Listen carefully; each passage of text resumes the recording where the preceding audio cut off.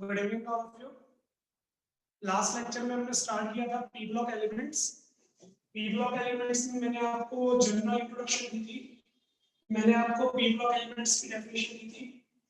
P block elements हमारे वो elements होते हैं जिनमें लास्ट इलेक्ट्रॉन जो होता है वो पी ऑर्बिटल में एंटर करता है। ऐसे जितने भी एलिमेंट्स होते हैं जिनमें लास्ट इलेक्ट्रॉन पी ऑर्बिटल में आ रहा होता है वो सारे कौन से ब्लॉक के एलिमेंट्स होते हैं? पी ब्लॉक के एलिमेंट्स होते हैं। पी ब्लॉक के अंदर हमारे पास मैंने बताया था बेसिकली 6 ग्रुप्स आते हैं और हम 6 में से डिस्कस कर रहे थे ग्रुप 13 के एलिमेंट्स को। ग्रुप 13 के एलिमेंट्स को हम बोलते हैं बोरोन फैमिली। इनकी कॉमन वैलेंसी होती है 3। कॉमन वैलेंसी 3 होने का ये मतलब नहीं है कि ये हमेशा 3 इलेक्ट्रॉन लूज करेंगे या 3 इलेक्ट्रॉन शेयर करेंगे। इसके बारे में हम फिजिकल प्रॉपर्टीज में बात करेंगे। हो सकता है ये तीनों के तीनों इलेक्ट्रॉन शेयर कर लें और हो सकता है कि कोई इलेक्ट्रॉन जो है मिस भी कर दे तीनों में से। ठीक है ना? तो वैलेंसी के बारे में हम प्रॉपर्टीज में बात करेंगे। मैंने आपको हर एक एलिमेंट का एटॉमिक नंबर बताया था, उनके सिंबल और नेम बताए थे और उनके वैलेंशन की कॉन्फ़िगरेशन बताई थी।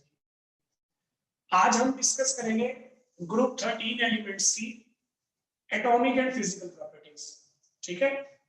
अब देखो, वैसे मैंने आपको ना ग्रुप 3 में बताया हुआ है, सॉरी चैप्टर 3 में बताया हुआ है। जब आप चैप्टर 3 पढ़ रहे थे तब आपने ये सारे फिजिकल ट्रेंड जो है वो पढ़े हुए, लेकिन चैप्टर 3 के अंदर मैं आपको जनरल रिजल्ट बता रहा था, जो जनरल रिजल्ट आते हैं। अभी मैं आपको डिटेल में बताऊंगा और डिटेल के अंदर फिर एक्सेप्शंस हैं। तो थर्ड चैप्टर में आपने एक्सेप्शंस को डिस्कस नहीं किया था, लेकिन यहाँ पे बहुत एक्सेप्शंस आपको देखने को मिलेंगी और उन्हीं एक्सेप्शंस के बारे में हमें भी बात करनी है। ठीक है जी? तो सबसे पहले हम स्टार्ट करते हैं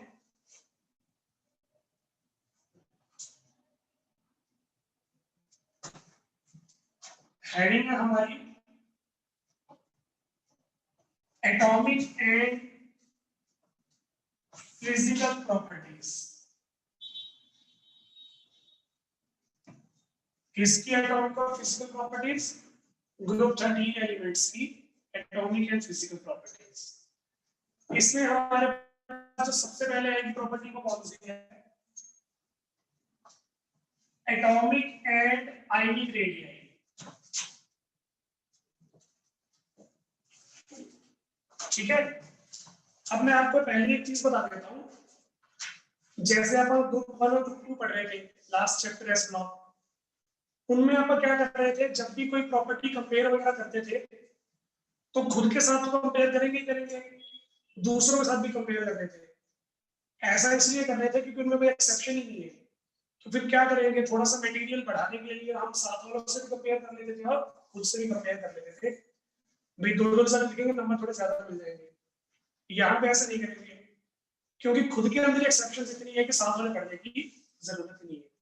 तो जब आप इनको स्टडी करोगे, ग्रुप 13 अकेला स्टडी करोगे, उसमें भी बहुत एक्सेप्शंस मिल जाएंगे। एक्सेप्शंस मिल जाएंगी, उसका रीजन भी मैं आपको बताऊंगा और फिर आप देख लेंगे कि हमने कौन कौन से रिजल्ट प्रेडिक्ट किए थे और एक्चुअली हमें कौन कौन से रिजल्ट देखने को मिल रहे हैं। बात समझ में आ गई? तो ये सब बातें हमें यहाँ पे देखनी है। सबसे पहले मैं बात करता हूँ ग्रुप वाइज स्टडी। और ग्रुप वाइज से मेरा मतलब है मैं बात कर रहा हूँ boron to thallium, top to bottom. On moving top to bottom, atomic and ionic radii increases। हमें पता है कि टॉप टू बॉटम जब हम मूव करते हैं तो साइज इंक्रीज होता है। क्यों? क्योंकि शेल नंबर इंक्रीज होता है। बोरोन के पास 2 शेल्स हैं, उसके मुकाबले में एल्यूमिनियम के पास 3 शेल्स हैं। जिसके पास जितने ज्यादा शेल्स होंगे उतना ज्यादा एरिया कवर करेगा और फिर जितना ज्यादा एरिया कवर करेगा उसका साइज भी उतना ज्यादा होगा। तो सबसे पहले बोरोन 2 शेल वाला, फिर एल्यूमिनियम 3 शेल वाला, फिर गैलियम में हो गए 4 शेल, इंडियम में हो गए 5 शेल और थैलियम में हो गए 6 शेल्स। तो हमें लगा था कि बोरोन टू थैलियम साइज जो है वो रेगुलरली इंक्रीज हो रहा है और होना भी चाहिए, लेकिन मैंने आपको स्टार्टिंग में बता दिया कि पी ब्लॉक है, जितना आसान काम हम सोच रहे हैं उतना तो नहीं होगा, ठीक है। एक्चुअल में हमने ये ट्रेंड सोचा था, top to bottom size increase हो रहा है ना, तो हमने ये सोचा था कि बोरोन से बड़ा एल्यूमिनियम, एल्यूमिनियम से बड़ा गैलियम, गैलियम से बड़ा यूरेनियम और लास्ट में हेलियम। लेकिन हमें लास्ट में यहाँ पे क्या मिला, फाइनल रिजल्ट हमें ये मिला,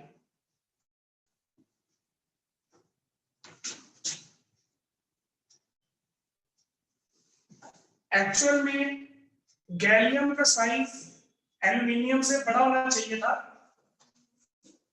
ये एक्सपेक्टेड था, लेकिन एक्चुअल में हमने क्या देखा, गैलियम का जो साइज होता है वो एल्यूमिनियम से छोटा होता है। हालांकि गैलियम के अंदर टोटल नंबर ऑफ शेल्स आ रहे चार शेल्स आने की वजह से साइज बड़ा होना चाहिए था, एल्यूमिनियम में 3 शेल्स आ रहे हैं, साइज छोटा होना चाहिए था, लेकिन विद एक्सेप्शन गैलियम का जो साइज होता है वो एल्यूमिनियम से बड़ा होता है। तो ये तो हमारा कंक्लूजन है, मैंने आपको रिजल्ट बता दिया कि गैलियम का साइज एल्यूमिनियम से बड़ा है। इसका रीजन भी बताना पड़ेगा, बिना रीजन तो बात नहीं चलेगी। तो इसका रीजन देखते हैं क्या होगा। रीजन मैं आपको बाद में बताता हूँ, पहले आप थोड़ा सा पी ब्लॉक की लोकेशन देखते हैं, पी ब्लॉक कैसा है कैसा नहीं है। अगर मैं आपको पीरियोडिक टेबल का आउटर डायग्राम बना के दिखाऊं, तो पीरियोडिक टेबल का आउटर डायग्राम कुछ ऐसा होता है ना। लेफ्ट में हमारे पास क्या होता है, एस ब्लॉक, राइट में हमारे पास क्या होता है, पी ब्लॉक, और बीच में हमारे पास क्या होता है, डी ब्लॉक, यही है ना। पी ब्लॉक की अगर मैं बात करूं तो पहला ग्रुप कौन सा है पी ब्लॉक में, 30, जो हम पढ़ रहे हैं। इसमें पहला एलिमेंट कौन है, बोरॉन, दूसरा एलिमेंट कौन है, गैलियम, तीसरा एलिमेंट है दूसरा एलिमेंट है एल्यूमिनियम, तीसरा गैलियम, फिर इंडियम और लास्ट में हेलियम। तो आपने यहाँ पे मेरी रिप्रेजेंटेशन में क्या देखा, बहुत इंपॉर्टेंट बात, बोरॉन और एल्यूमिनियम के पहले कौन सा ब्लॉक आता है, एस ब्लॉक। एस ब्लॉक आने का मतलब है कि यहाँ पे इलेक्ट्रॉन्स की फीलिंग हो रही है एस ब्लॉक वालों की। लेकिन गैलियम से पहले कौन सा ब्लॉक आ रहा है, डी ब्लॉक और एस ब्लॉक। मतलब गैलियम से पहले फीलिंग किसकी हो रही है, डी वालों की फीलिंग हो रही है, इसी वजह से ये एक्सेप्शन है। तो आपको यहाँ पे पी ब्लॉक के अंदर जितनी भी एक्सेप्शंस मिलेंगी वो इन्हीं वजह से मिलेगी। किस वजह से, बोरोन एल्यूमिनियम तक तो सब ठीक रहा करेगा, उसके बाद गैलियम इंडियम थैलियम में आपको थोड़ी बहुत एक्सेप्शंस मिलेंगी। उसका रीजन मैंने क्या बताया, उसका रीजन है हमारे पास डी ऑर्बिटल्स की फिलिंग। डी ऑर्बिटल्स की फिलिंग तो है ही, एफ ऑर्बिटल की फिलिंग भी है, लेकिन उसके बारे में बात नहीं करेंगे। तो यहाँ पे मैंने आपको हिंट दे दिया कि डी ऑर्बिटल में इलेक्ट्रॉन फिल हो रहे हैं, जिसकी वजह से हमारे पास एक्सेप्शन आ रही है। प्रॉपर रीजन मैंने आपको भी बताया, प्रॉपर रीजन बताते हैं। प्रॉपर रीजन मैं ना इन तीनों की इलेक्ट्रॉनिक कॉन्फ़िगरेशन लिख रहा हूं, आपको समझ में आ जाएगा। एक्सेप्शन यही है ना, तो मेरे लिए मुझे इन दोनों की इलेक्ट्रॉनिक कॉन्फ़िगरेशन चाहिए थी, पर फॉर सेक ऑफ कन्वीनियंस मैं तीनों लिख देता हूं।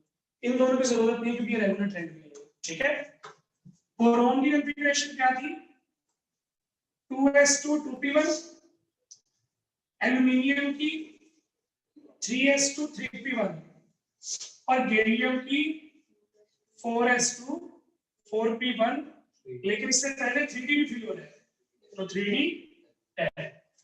बस ये रीजन है। थर्ड चैप्टर आपने पढ़ा हुआ है, थर्ड चैप्टर में आपने एक टॉपिक पढ़ा था, टॉपिक का नाम था effective nuclear charge. Effective nuclear charge जो होता है वो डिपेंडेंट होता है कि हमारे ऑर्बिटल्स को न्यूक्लियस से कितनी अट्रैक्शन मिलती है। उससे क्या होता है, जो अंदर वाले इलेक्ट्रॉन्स होते हैं ना, वो न्यूक्लियस से अट्रैक्शन रोक लेते हैं, इस वजह से बाहर वालों को अट्रैक्शन नहीं मिल पाती या रिक्वायर्ड अमाउंट से कम मिलती है। यही होता है ना। अब देखो मैं आपको बताता हूँ, सपोज करो ये न्यूक्लियस है, ये न्यूक्लियस है, मैं न्यूक्लियस के जितना पास खड़ा हो जाऊंगा मुझे उतनी ज्यादा अट्रैक्शन मिलेगी, जैसे जैसे मैं दूर होता जाऊंगा वैसे वैसे अट्रैक्शन कम होती जाएगी। अब जिस ऑर्डर में आप बैठे हो ना, मैं आपके अकॉर्डिंग बोलता हूँ, चिराग इस टाइम बोर्ड सबसे पास है तो चिराग को अट्रैक्शन ज्यादा मिलेगी, सौरभ जो है बोर्ड से सबसे दूर है, सौरभ को अट्रैक्शन सबसे कम मिलेगी। तो यहाँ पे इफेक्टिव न्यूक्लियर चार्ज का काम आता है। इलेक्ट्रॉन से अट्रैक्शन होते हैं। इलेक्ट्रॉन तो 4 टाइप के होते हैं। इलेक्ट्रॉन हो सकता है s ऑर्बिटल का, p ऑर्बिटल का, d ऑर्बिटल का और f ऑर्बिटल का। सबसे ज्यादा इफेक्टिव न्यूक्लियर चार्ज कौन शो करता है? s ब्लॉक वाले, उसके बाद p वाले, उसके बाद f वाले। मतलब जो इलेक्ट्रॉन s ऑर्बिटल का होगा वो ज्यादा अट्रैक्शन रोकेगा, उससे कम रोकेगा p वाला, उससे कम रोकेगा d वाला। सबसे कम अट्रैक्शन कौन कवर करता है? f वाला। तो यहाँ पे यही दिक्कत है। बोरोन और एल्यूमिनियम के केस में p ऑर्बिटल से पहले आता है s ऑर्बिटल, जिसका इफेक्टिव न्यूक्लियर चार्ज सबसे ज्यादा है। इफेक्टिव न्यूक्लियर चार्ज ज्यादा होने की वजह से क्या होगा? सारी अट्रैक्शन ये रोक लेगा, इनको तो अट्रैक्शन मिलेगी नहीं। तो इस केस में इफेक्टिव न्यूक्लियर चार्ज होगा कम। इफेक्टिव न्यूक्लियर चार्ज कम होने की वजह से न्यूक्लियस से अट्रैक्शन नहीं मिलेगी। न्यूक्लियस से अट्रैक्शन नहीं है तो न्यूक्लियस से दूर है, साइज क्या हो जाएगा? इंक्रीज हो जाएगा। गैलियम में क्या हुआ? गैलियम में s ऑर्बिटल से पहले कौन से इलेक्ट्रॉन आ गए? d orbitals. और d ऑर्बिटल वालों का इफेक्टिव न्यूक्लियर चार्ज पुअर होता है। s और p का तो अच्छा है, d का पुअर है और f का पुअर है, सबसे घटिया। तो d वालों का इफेक्टिव न्यूक्लियर चार्ज सबसे पुअर है। पुअर होने की वजह से वो अट्रैक्शन खुद तो रोकेगी नहीं। अट्रैक्शन खुद नहीं रोके तो सारी अट्रैक्शन कहां चलेगी? पीछे। पीछे का मतलब आउटर शेल के ऑर्बिटल से। इन्होंने अट्रैक्शन खुद तो रोकी नहीं, सारी अट्रैक्शन पीछे भेज दी। पीछे किसको भेज दी? 4s और 4p को। 4s और 4p को अट्रैक्शन मिलेगी। अट्रैक्शन मिलेगी तो न्यूक्लियस के पास जाएंगे। न्यूक्लियस के पास जाएंगे तो साइज क्या हो जाएगा? स्मॉल हो जाएगा, सिकुड़ जाएंगे ना।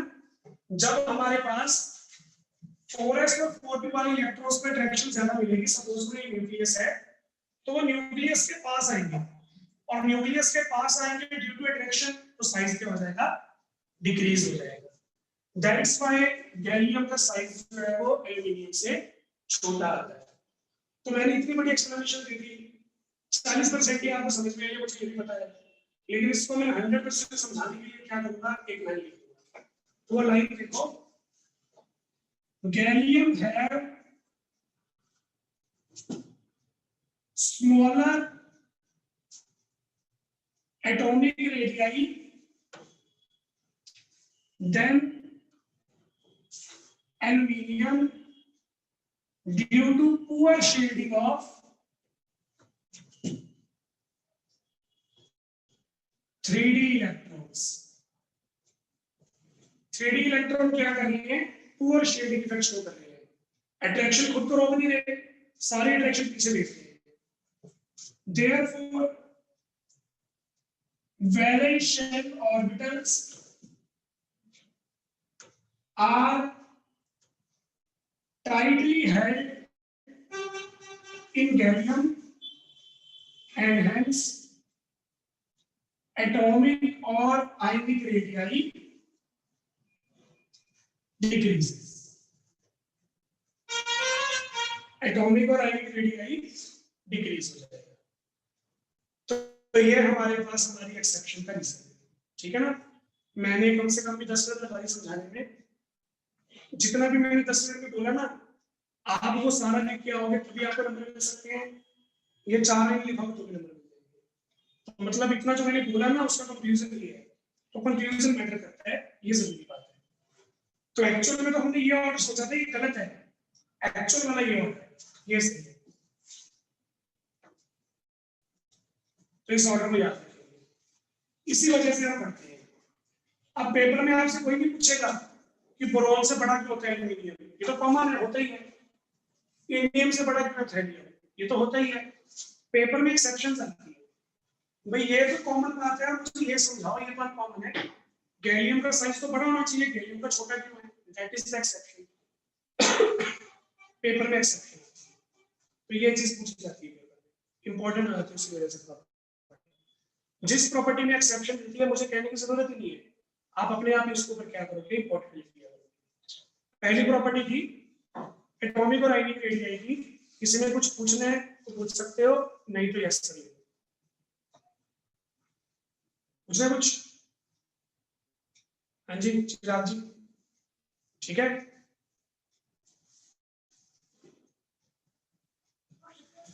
ठीक है सारी और चिंतन, ठीक है जी। तो ये थी हमारे पास हमारी पहली property which is atomic and ionic radially. फिर आ जाते हैं हम हमारी दूसरी प्रॉपर्टी पे। दूसरी प्रॉपर्टी इसमें भी ज्यादा खतरनाक है, आयनाइजेशन एंथैल्पी। खतरनाक इसलिए बोल रहा हूं उसमें ज्यादा एक्सेप्शन है। Second one is ionization enthalpy.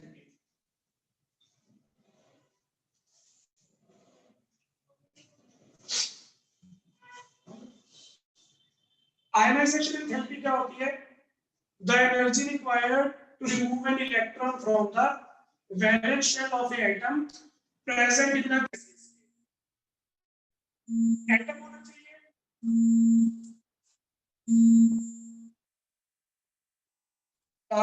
Zoom वाले क्लास में।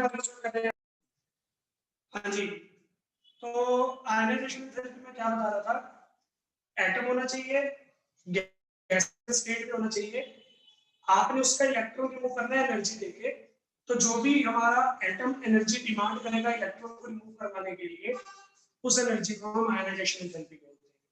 कंडीशन ये है कि एटम हमारा गैसेस होना चाहिए और जो इलेक्ट्रॉन निकलेगा वो कहां से निकलेगा, वैलेंस शेल से निकलेगा, ऑर्बिटल शेल से निकलेगा। तो ये हमारा आयनाइजेशन एंथैल्पी की डेफिनेशन होती है। तो boron, aluminium, gallium, indium, thallium, हमने इन सब की आयनाइजेशन एंथैल्पी कैलकुलेट करनी है।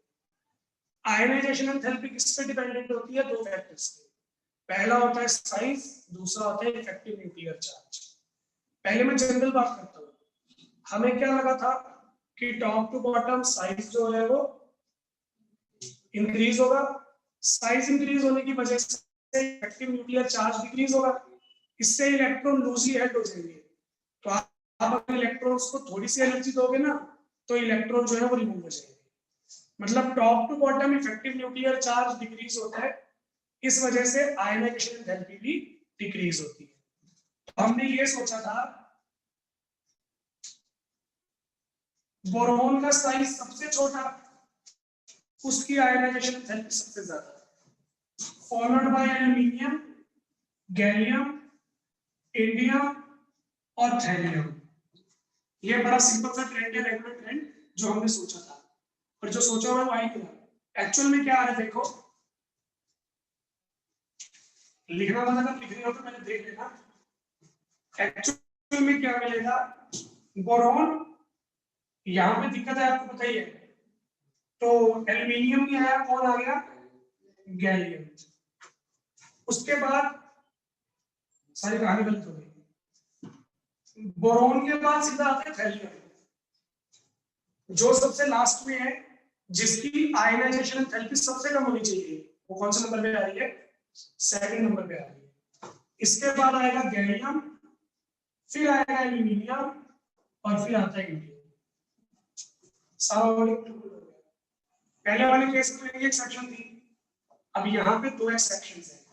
ये एक्सेप्शन तो अभी भी बनी हुई है कि गैलियम की आयनाइजेशन एंथैल्पी एल्यूमिनियम से ज्यादा क्यों आती है, ये तो पहले वाले एक्सेप्शन से कॉपी हो गई। एक और नई एक्सेप्शन आ गई, जिसका आयनाइजेशन एंथैल्पी सबसे कम होना चाहिए था, उसका आयनाइजेशन एंथैल्पी सेकंड हाईएस्ट है। बोरोन जितना तो नहीं है, क्योंकि बोरोन जो है वो एक्सेप्शनल बिहेवियर शो करता है, तो बोरोन जितना तो नहीं है, लेकिन स्टिल सेकंड नंबर पे आना, लास्ट से सेकंड पे आना बड़ी बात है। तो इसका भी रीजन हमें को देखना पड़ेगा भी क्या रीजन है, समझ रहे हो ना। तो ये हमारे पास हमारा एक्सपेक्टेड रिजल्ट है। मेनली मुझे यहाँ पे दो एक्सेप्शन समझानी है, एक एक्सेप्शन तो ये वाली है और एक एक्सेप्शन इसकी है कि ये यहाँ से सेकंड पोजीशन पे कैसे आता है, समझ गए। दोनों की एक्सप्लेनेशन सेम है। अगर आपको पहले वाली एक्सप्लेनेशन समझ में आ जाएगी, जो कि आपको आ चुकी है, मैंने एटॉमिक आयनिक में बताया था, तो फिर आपको ये वाली थ्योरी की एक्सेप्शन समझ में आ जाएगी। बता दो, एल्यूमिनियम की कॉन्फ़िगरेशन क्या थी, 3s2 3p1, और गैलियम की कॉन्फ़िगरेशन क्या थी, 3d10 4s2 4p1। तो हमने देखा गैलियम के अंदर 3d इलेक्ट्रॉन्स आ रहे हैं, और 3d इलेक्ट्रॉन्स का शील्डिंग इफेक्ट क्या होता है, पुअर शील्डिंग इफेक्ट की वजह से ये सारी अट्रैक्शन पीछे भेज रही है, तो अट्रैक्शन मिलेगी। अट्रैक्शन मिलने से ये इलेक्ट्रॉन्स कैसे हो जाएंगे, टाइटली हेल्ड हो जाएंगे, टाइटली पकड़ लिए जाएंगे, और जो इलेक्ट्रॉन टाइटली हेल्ड हो गए उनको निकालने के लिए एनर्जी भी ज्यादा नहीं लगती है। तो आप बोलोगे due to poor shielding effect in gallium या due to poor shielding effect of 3d electrons in gallium, outer shell electrons are tightly held, therefore large amount of energy is required to remove the electron। यहां पे किसकी दिक्कत हो गई, 3d की दिक्कत हो गई। समझ में आ गया? थैलियम में बिल्कुल सेम रीजन है। थैलियम की कॉन्फ़िगरेशन क्या होती है,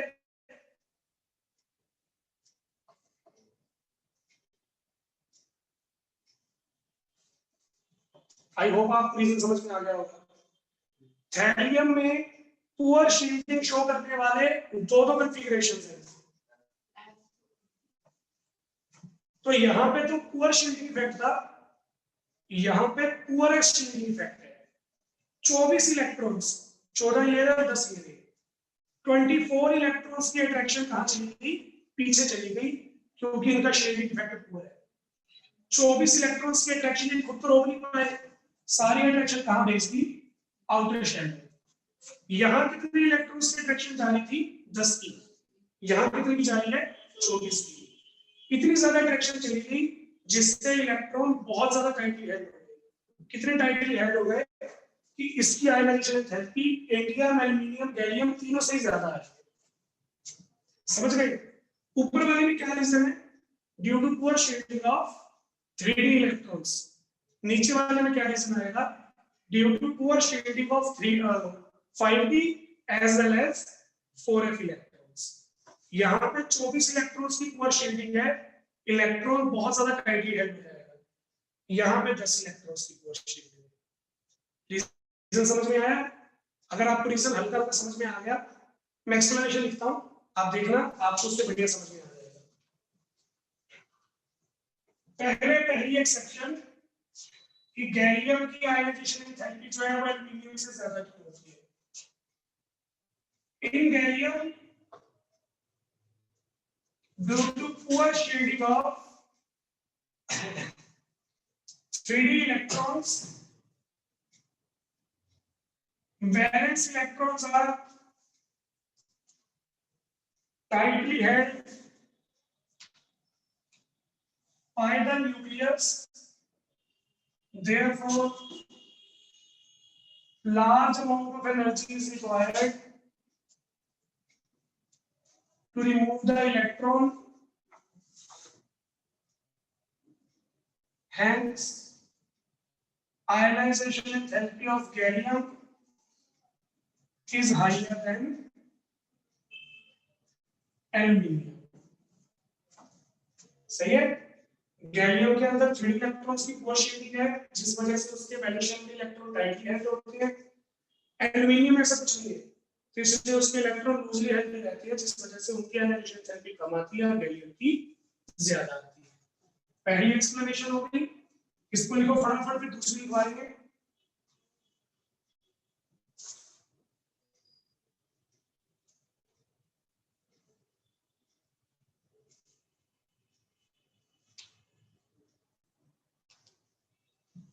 फिर ये दूसरी आ जाएगी।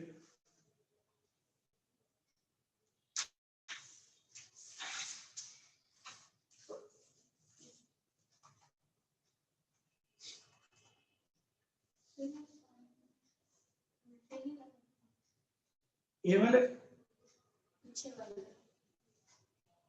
ये वाले नहीं सही नहीं, अच्छा सॉरी, ठीक है, मैंने वो एटॉमिक रेडियम में लगा दिया है ना।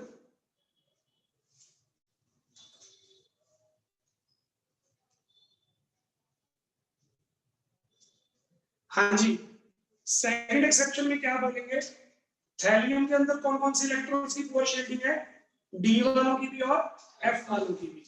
डी कौन सा है, 5, एफ कौन सा है, 4। तो due to poor shielding of 4f and 5d electrons in thallium.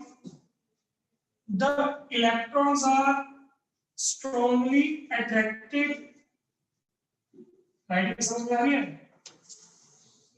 चलो, strongly attracted towards nucleus. Thus, large amount of energy is required, and therefore ionization enthalpy of thallium is second highest in respective group. बेचारा पहले number पे नहीं आ पाया। पहले number पे क्यों नहीं आ पाया? बोरोन। बोरोन का हमेशा इनॉर्मस बिहेवियर है, due to small size, high effective nuclear charge and absence of free orbitals. बहुत बढ़िया। तो इसलिए बोरोन पहले नंबर पे। ये हमारी दो एक्सेप्शंस थी। आयनाइजेशन एंथैल्पी यहाँ पे कंप्लीट हो गया। अगर किसी को पूछना है तो हैंड रेज करो, नहीं तो यस लिखो। सर, थैलियम में अगर ई और एफ ऑर्बिटल आता है तो इंडियम में नहीं आता। इंडियम यहाँ पे देता हूँ, एक सेकंड। Krypton 5s2 5p1। अगर इसमें डी ऑर्बिटल आएंगे तो कौन सी शेल के आएंगे? फोर्थ के आएंगे। बहुत बढ़िया। और अगर f आएंगे तो कौन से आएंगे? 3 के। 3 के 14, 3 के 14। तो गैलियम और इंडियम में पुअर शेडिंग डी की होती है, समझ में आया? लेकिन इंडियम थैलियम में आते आते वो f वाली भी हो जाएगी। दैट्स व्हाई गैलियम और इंडियम होता है, तो इंडियम में कोई एक्सेप्शन नहीं है। ठीक है जी? ठीक है सारी बात चल।